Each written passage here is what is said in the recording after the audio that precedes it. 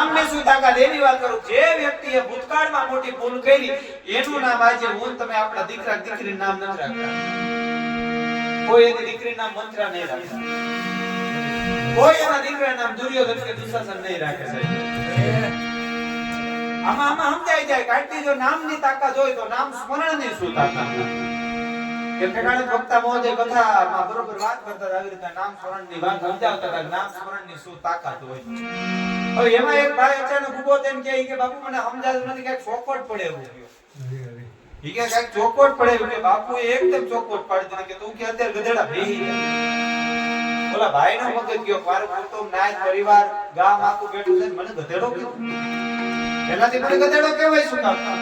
કથા પૂરી થાય એટલી વાર છે જોઈ લેવાનું થાય છે. બરોબર કથાનો મધ્યાહન ભાગ આવ્યો અને કથાનો વિશ્રામ કથાનો બ્રેક પડ્યો અને એમાંય ભાઈ બાપુ પાસે આવ્યા. બાપુ એટલું કીધું માણા ટોળા વસાર મને ગધેડો કા કીધો. ઈ કે નામનો માયતમ સમજાવો. હે ગધેડો કા કીધો નામનો માયતમ સમજાવો. ગધેડો કીધો તો રીહ ચડી એને ઠેકાણ સિંહ કીધો તો તમને મજા આવે તો કે આ મૂળ તો બે જનાવર જ.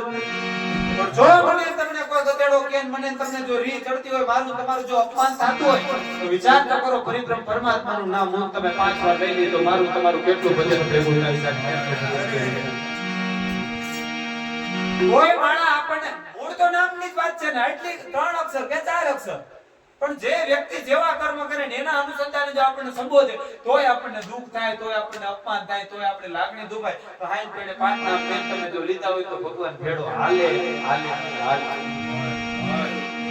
બાપુ ભજન કહેવાય કોને ભક્તિ કહેવાય કોને જેને જેને આ દુનિયાની માલિકો ભજન અને ભક્તિ કરી લીધા. 4 દિવસ લગી દ્વારકા અમારે બધા મિત્ર સર્કલે કેમ્પ કર્યો તો હાલી જાતો એની સેવા કરવાનો. અમે સેવા કરી ને ખોટું કયો ભાઈ છે સ્કૂલે આમ કે સ્વીકારવાની વાત છે હું એનો કરવા ગયા 3-4 દી. હવે ઈ 3-4 દી લગી સેવા કેમ કરવા માટે એવા આપણે માણસો જોયા 500 કિલોમીટર થી હાલી નવતા. 500 કિલોમીટર થી હાલી દ્વારકા જતા. સાહેબ કહેવાનો અર્થ ઈ છે માત્ર ને માત્ર શ્રદ્ધા અને ભજન.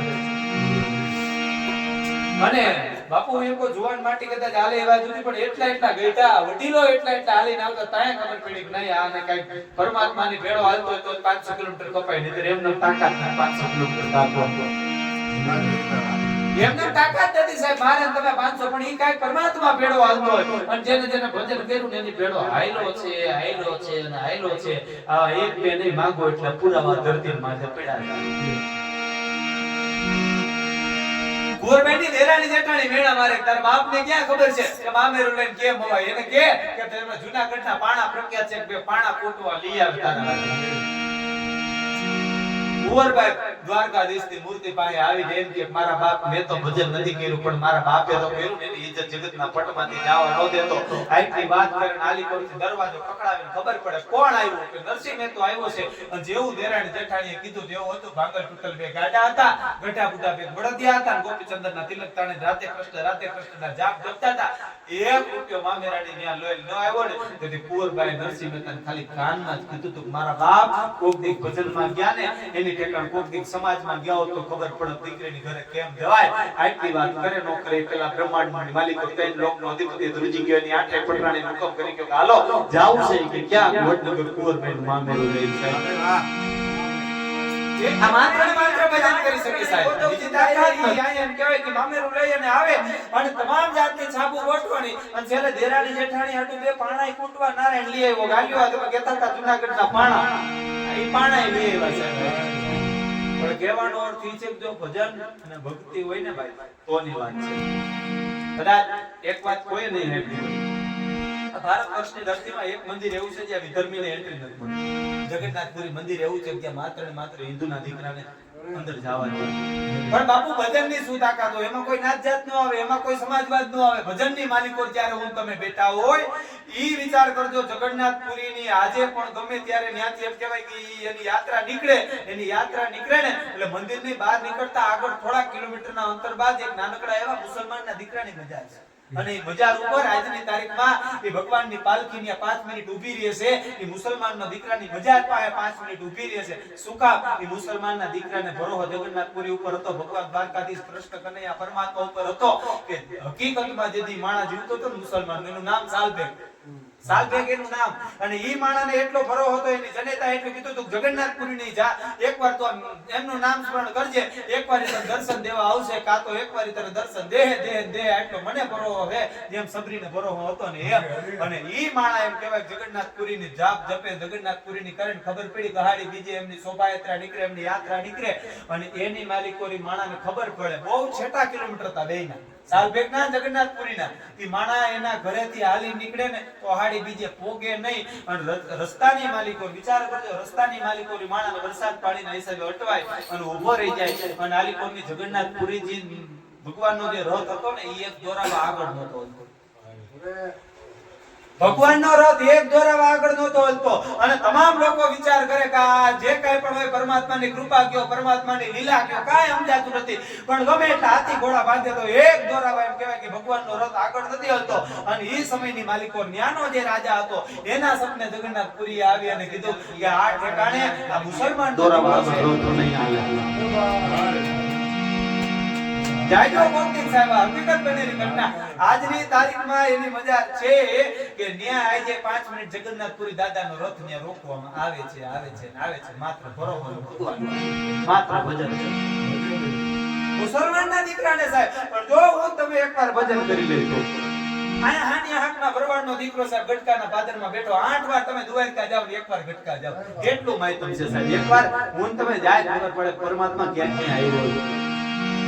એટલું નહીં, કૃષ્ણ પરમાત્મા કહેતો હોત ગયો કે અહીંયા હું આવ્યો છું, હવે તારા પરિવારને નિયામત જરૂર નથી. આ તાકાત હોય તો માત્ર ભજન કરીશ. હવે 1 2 3 નહીં માગો એટલા પુરાવા. જ્યારે ભગતે હાથ પાડ્યો અને પરમાત્મા 3 લોકનો આવ્યો. ઘોડાની ધરતીની માલિકો એમ કહેવાય કે ધના ભગત રાતે ભજનમાં વિરાજન બાજરાનું રખોલું કરવા પરમાત્મા આવતો. ભાઈ ભજન ગાયું સાઈ મુજા મેરુ રે કરો તો હો સાહેબી સાઈ સેલાને વિચાર કરજો. ધોરાજીના કબ્રસ્તાનની માલિકો ન્યા જેદી અલકનો ધૂણો દગાવી, ન્યા જેદી ચેતનનો ધૂણો દગાવી સતદેવીદાસ અમરદેવીદાસ જેદી જાપ જપતા હતા ને, કોઈ મુસ્લિમ બિરાદરે આવી કીધું કે આ તો બધા મળતા ઉતા છે, અહીંયા હું વાતો કરું કે બાપ મળતા તમારા માટે મારા માટે ધજી મને દાદ આપે છે. અરે કે ઈ દાદ નો આપે. તમારે સાંભળવી છે કે હાથમાં લાકડી લઈને પોતાના સદગુરુને યાદ કરી, ઈ એમ કહેવાય કે દેવીદાસ બાપુને યાદ કરી અને પોતાની એમ કહેવાય કે પરમના પીરાણાને યાદ કરી અને જેટલી પણ કબરો એમ કહેવાય ધોરાજીના કબ્રસ્તાનમાં હોતી હતી ને, આમ લાકડીને ટકોરો કરે સતદેવીદાસ અંદરથી અવાજ આવતો તો અમર દેવીદાસ, અંદરથી અવાજ આવતો તો અમર દેવીદાસ બાપુ. 1 2 3 નહીં, હાથો કબરો બાપુ દેદી બોલતી હતી સતદેવીદાસ અમર દેવીદાસ, સતદેવીદાસ અમર દેવીદાસ. ક્યારે માત્ર ભરોહન ભજન બીજું કાંઈ નહીં સાહેબ. જેને આ પરમાત્માને હોપી દીધી ને લગામ કે આત્યા લગામ તારા હાથમાં છે, એટલે પછી 3 લોકના અધિપતિ એનું કામ કરવું પડે. પણ ભરોહો રાખવો ને ભાઈ તો કેવો રાખવો એની વાત કરી દઉં. ભાવ ટૂંકામાં લઈ લઉં. પ્રસંગ મોટો છે, ખોટું વાતમાં જાજુ મોડ થઈને આવે. સાહેબ એકા છે ને સીધી સોરઠિયાવાળી મોડી ધંધાઓનું વર્ણન કરી અમે સીધું સોરઠિયાવાળીએ ઘોડું ન પુગાડી. પણ કહેવાનો અર્થ છે આ ટૂંકામાં પ્રસંગ લાવ કે લક્ષ્મણજી જેદી મૂર્છિત બન્યા અને હનુમાનજી મહારાજ જેદી સંજીવની જડીબુટી લઈ અને લંકા તરફ ફરી પાછા પ્રયાણ કરતા હતા અને અયોધ્યા નગરીની માથેથી નીકળ્યા તો ભરતજીને એમ થયું કે કોઈ વાનર મોટી શિલા મારી અયોધ્યા નગરી ઉપર ફેંકવા જઈ રહ્યા છે, કોઈ દુશ્મન દેશનો માણસ છે. એટલે તીરનો બાણો ચલાવી અને એ વ્યક્તિને હેઠે ઉતાર્યા. જોયું તો રામ નું સ્મરણ કરે છે અને ખબર પડી કે આ તો મારા મોટા ભાઈ રામનો ઉપાસક હનુમાન છે. બધી વાતની ઓળખાણ પડી. રાતનું ટાણું વજર ભાગીને કટકા થઈ જાય એવે ટાણે એક પછી એક વ્યક્તિ આવીને હનુમાનજી મહારાજને મળવા આવે. ભાઈ લક્ષ્મણ એમ કહેવાય મૂર્છિત છે. એ વાતના સમાચાર સાંભળીને દરેક એમ કહેવાય અયોધ્યાના દરેક લોકો એને મળવા આવે છે હનુમાનજી મહારાજને.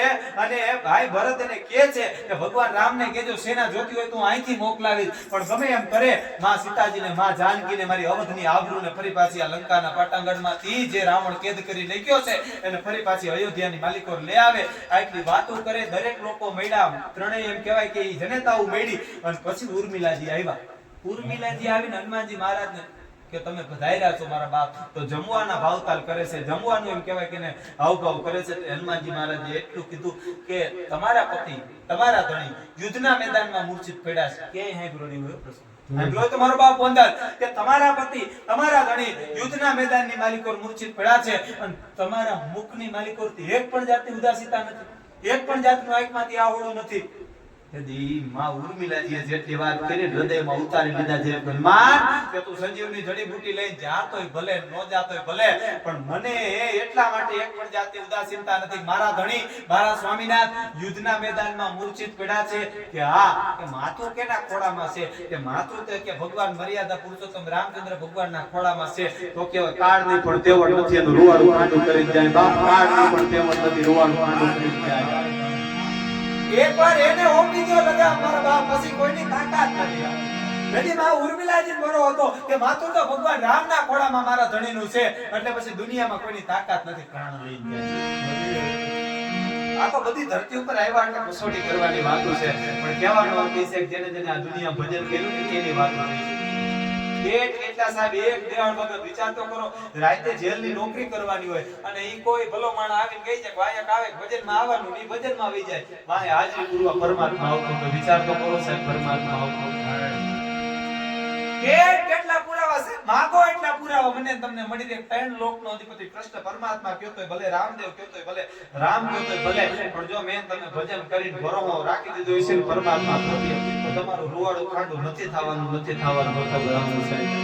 બાકી ભજન કરશો ભજનનું બીજું નામ સંકટ ભજનનું બીજું નામ આફત ભજનનું બીજું નામ મુશ્કેલી ભજન કરો એટલે આપત્તિ આવે મુશ્કેલી મારો બાપ આવે પણ ઈ મુશ્કેલીની માલિક કરે જો પરમાત્મા પ્રત્યે ભરોહો નો તમે નો ડગાવીને ત્રણ લોકનો અધિપતિ આવે ઈ વાતે પાકી એટલે કેવું પડે કે આવ તારા ગજ હેઠા મૂકી વજન મૂકીને તું વરવા નવલખ તારા નીચે બેઠો તું કયા તુમડે ધરવાન 14 ભુવનનો નાથ આવે ચપટી ધૂળની પ્રીતે અહીં વજન કરે હારે મનવા અહીં ભજન કરે જીતે એટલું નહીં અહીં ભારત માતાના કોળે બેઠેલા પ્રદેશ કેરી વાત પરથી યાદ ગુજરાતની જણાવું છું વાગડ હાલાર કચ્છ સોરઠ ગોહિલવાડ ઝાલાવાડ નાગરના ગીત ગવડાવું છું અને ઉત્તર દક્ષિણ ભારડાંગ પ્રદેશ બડા ચરોતર દેશથી વાલતી વધાવું છું અને વિવિધ પ્રદેશ દિલ ધબકારા ગુજરાતી સાથીને પુલાવી કથા ગરવી જણાવું છું આ ગંગા સતી પાનબાઈ બેલડીએ ભેડામણી ભજનમાં જીવન સંદેશ સંભળાવ્યો છે એટલું નહીં પણ વેદ ઉપનિષદના સાર બધા દોય દોય અને બાપુ એને વીજળીને ચમકારે મોકલ્યું